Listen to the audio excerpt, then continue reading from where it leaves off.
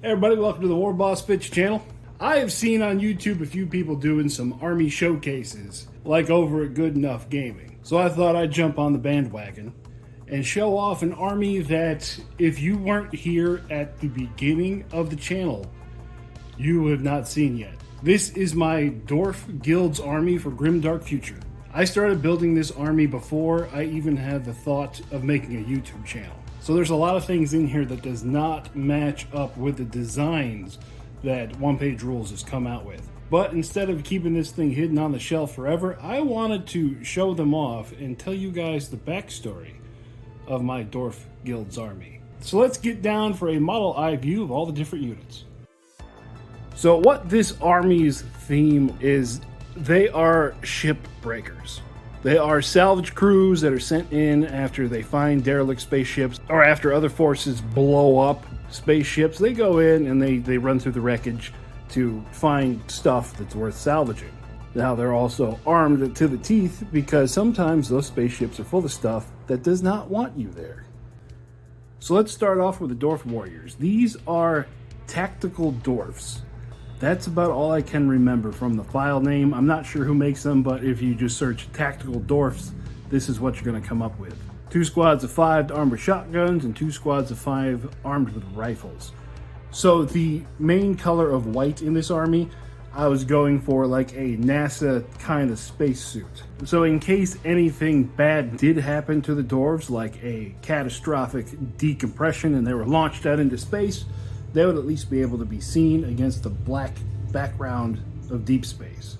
Then in the back behind them, we have some Dwarf Walkers. One armed with dual machine guns, the other 2 armed with twin heavy fusion rifles, and a Walker close combat weapon of some kind, whatever I felt like it being that day. Now these are a 3D file that somebody sculpted that is based on or pretty much copied from the original Rogue Trader Space Marine Dreadnought. Again, it's been a long time. I don't remember who made it, if they have been taken off of the internet now. I do remember they had some simple name like Johnny or Jimmy or something like that. But these walkers do give the army a retro feel that I really, really like. One of the first things I did when I started 3D printing was I started looking for stuff that was inspired on old Hammer or mid Hammer, because when I started playing tabletop games, 40K was in its 2nd edition, and models that emulate that kind of style, I am just drawn to, because, you know, nostalgia of youth, simpler lines, anything that updates those, I really like it.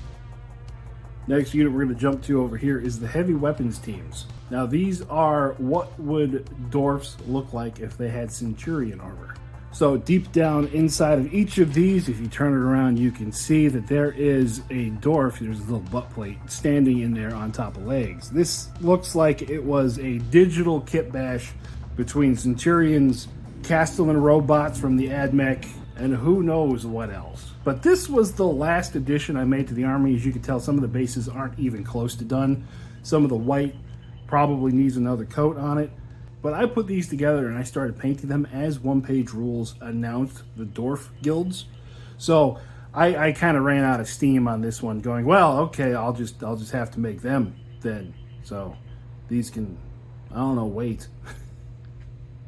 And then we're going to go to the next unit, which is obviously not a Dwarf Guild's army. These are drones from the Dow Union. I allied these in there. They're some kind of mono wheel that I found off of Thingiverse, and I think I strapped guns to it, or I can't remember if they came with guns, but like I said, it's a long time ago. Now the storyline behind these is sometimes in busted down spaceships, there are places that a dwarf, even though he is small, he's just not going to be able to fit. Or things where you think you're going to be moving forward to contact. Drop a drone down, run it forward, see what it sees, and if it gets blown up, it's just a drone. And then the army also has 3 APCs. Now, as you can tell, this looks nothing like the Dwarf Guild APCs that they have now. This is kind of like an Americanized Chimera. Again, I'm sorry, I don't remember where they come from, but there was somebody who made an Americanized version of all the different Imperial Guard tanks. I love them. I have them deep in a file folder somewhere that I might pull out again someday. But this is where I kind of ran into some trouble. Now, a shipbreaker, space-based army, why would they need transports? I'm thinking, well, because maybe it's big enough, or maybe they're on a ground mission. Okay, that's cool. This is where I kind of turned this dwarf army into short supremacists, hating anything that is taller than them. As you can see, it has dwarfs rule, and then short supreme on the other side. Well, that idea was fun, and I kind of came up with a battle cry for the army, and I'm going to put it up here in text. Now just say that in your head to yourself, and you can kind of see why that wasn't going to be any good. The way stuff looks in text is definitely not the way it'll come out if you say it. And then the last units that we have in the army, these are the power suits. Now these are a 100% Kitbash by me, or digital Kitbash. As you can see, the weapons, I got those from some kind of Horus Heresy pack, because as you can see, there's the old retro missile launcher and the unornamented bolters. Now every time I've shown this army off, there's a ton of comments going, where did you get that model? Well, as you can see, it's all Kitbashed here. I used the legs of some Space Marines. I've squished them and scaled them to be half the normal size, but still pretty thick. The arms are also a Space Marine type of arm. The torso is from a StarCraft Terran Marine statue that I found. It's supposed to be like 2 feet tall, so I've just squished and compressed that down to the scale that it is here. And then for the headpiece, that dome going over the front, that is actually a NASA astronaut helmet that I've been able to just sink in there inside the slicer. All told, I'm really proud of this Kitbash and the way it came out, and how everyone always asks me where I get it from. So that means to me that it looks like it is something that was professionally done. And then finally, we have all the different heroes for the army. We got 2 power suit champions that are going to be able to go into either the close combat or the shooting squad.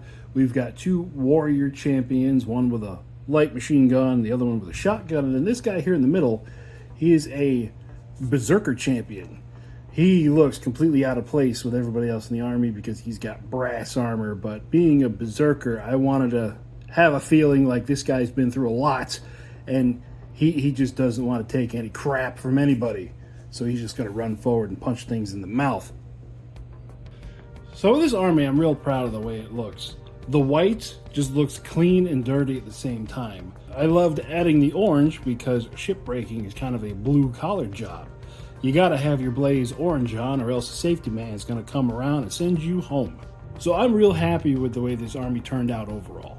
But because they are not the OPR Dwarf Guilds, I didn't want to throw them up on the screen to make people, I don't know, confused when I did a Dwarf Guilds episode. And in my mind, printing another Dwarf Guild army was kind of, I had a mental block on it. I had one of those, we have Dwarf Guild at home kind of mentality. So I just didn't want to go printing out a new army.